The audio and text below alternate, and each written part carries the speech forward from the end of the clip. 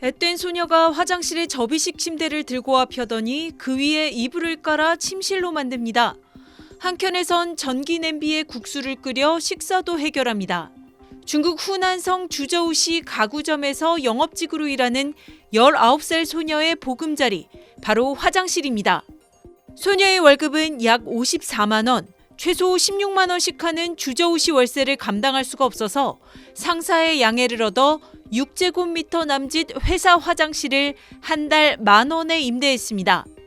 目前我的预算是200租个单间，如果找不到我就暂时住这里，起码上班近，洗漱方便。 충칭에서 베이징으로 일자리를 구하러 온 청년. 화장실을 개조한 6.6 평방미터의 방에서 생활하고 있습니다. 몸을 간신히 누일 정도 공간이 전부지만 원룸 평균 월세가 20만 원이 넘는 베이징에서 13만 원에 구할 수 있는 가장 좋은 선택이라 말합니다. 对于在北京打工的我，能遮风避雨很不错了。我也很想住比较宽敞一些的房子，目的就是为了攒钱。 최근 집세를 아끼기 위해 화장실에서 생활하는 중국 청년들의 일상이 SNS에서 화제입니다. 대부분 일자리를 구하고 있거나 직장을 찾았더라도 높은 임대료 부담에 화장실을 거처로 택한 사회 초년생들입니다. 현명한 선택, 청년들의 생존 전략이란 칭찬의 목소리도 있지만 실업난과 고물가가 낳은 현실이란 비판도 동시에 나오고 있습니다. 올 들어 중국 청년 실업률은 16%대로 2달 연속 상승 중입니다. 사회 초년생들이 취약계층으로 전락하는 걸 막기 위해 일자리 또 주거 지원 등이 필요하다는 지적이 나오고 있습니다. 베이징에서 SBS 권란입니다. 중국 베이징 칭화대 정문 앞 긴 대기줄이 만들어졌습니다. 대학 견학에 나선 학생과 학부모들로 입장을 기다리며 인증샷을 찍느라 여념이 없습니다. 칭화대 티셔츠를 입은 유치원생, 교복 입은 중고등학생까지 40도 폭염보다 견학 열기가 더 뜨거워 보일 정도입니다. 种下一颗种子吧，就是想让孩子们从小就感受一下这里边的图书馆学习的氛围，然后还有学校是什么样的。 길 건너 또 다른 명문대인 베이징대 앞도 견학 인파로 북새통입니다. 방학을 맞아 중국 전역에서 학생과 학부모들이 명문대 관람에 나서면서 교정 주변은 인파와 교통 혼잡으로 몸살을 앓고 있습니다. 北京大学想读书吗？想，为什么？因为进入了北大以后就可以找一个好工作。 명문대 견학은 1, 2주 전 온라인 예약이 필수.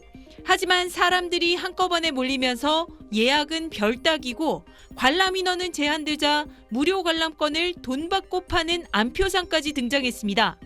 이마저 구하기도 쉽지 않습니다. 清华那块是1人300，现在北京应该都是这个行情。我可以是找我们的同学帮你约。 때문에 칭화대 교정 대신 이름이 비슷한 칭화과학공원을 대신 관람하는 경우까지 생겼습니다. 중국 최고 명문대는 장학금 등 재학 시 혜택이 많은 데다 취업 시장에서도 1순위 선호 대상입니다. 지난달 중국 청년 실업률은 21%, 석 달 연속 최고치를 경신할 정도로 취업난이 심각해지면서 명문대 간판은 더욱 절실해졌습니다. 이렇게 명문대 관람이 명문대 입학만큼 어려워진 현상은 최근 중국 청년들이 처한 현실을 그대로 반영하고 있습니다. 베이징에서 SBS 권란입니다. 졸업 가운을 입은 학생이 계단에 축 늘어져 있습니다. 의자에 시체처럼 매달려 있는 모습도 눈에 띄는데요. 졸업을 앞둔 중국 대학생들 사이에서 유행 중인 이른바 사망 졸업 사진입니다. 이들은 사진을 올리며 학교 다니는 동안 내내 제로 코로나에 시달리다가 졸업할 때는 제로 직장의 현실과 마주했다는 설명을 덧붙였는데요. 중국 대학생들이 맞닥뜨린 힘든 취업난의 현실을 표현했다는 것입니다. 지난달 16살에서 24살 사이 중국의 청년 실업률은 20.8%로 기록적인 수준에 이르렀는데요. 코로나19 방역 해제 이후 중국의 소비 생산과 투자 회복이 더디고 부동산 시장이 침체하는 등 경제 사정이 나빠지면서 일자리가 급감한 탓입니다. 이런 상황에서 올여름엔 사상 최대인 1,158만 명의 대학생이 취업 시장에 뛰어들 걸로 예상돼 일자리 경쟁은 더 치열해질 걸로 보이는데요. 누리꾼들은 취업 바늘구멍 남의 일이 아니야. 기발하고 우픈 졸업사진, 이런 게 블랙 코미디. 우리도 느끼고 있는 고통이라 안타까워 등의 반응을 보였습니다. 한 청년이 영업 마감 시간이 임박한 식당들을 찾아다닙니다. 我来取那个盲盒。你好，我是来取盲盒的。 식당이나 빵집에서 다 팔지 못한 음식들을 1, 2인분씩 모아 싼 값에 내놓는데 매번 내용물이 달라져 잔반 랜덤 박스라는 별명이 붙었습니다. 정상 가격의 3, 4분의 1 수준인데 양이 넉넉해 우리 돈 3,000원이면 3끼가 해결된다는 말이 나올 정도입니다. 很多都是在8点之后，甚至是10点之后才能取。不过去的越晚的话，你应该捡漏这个概率就越大，因为 앱으로 주문한 뒤 직접 찾으러 가봤습니다. 우리 돈 1, 2,000원에 북방 지역 주식인 고기 전병과 만두, 빵 등이 가득 들었습니다.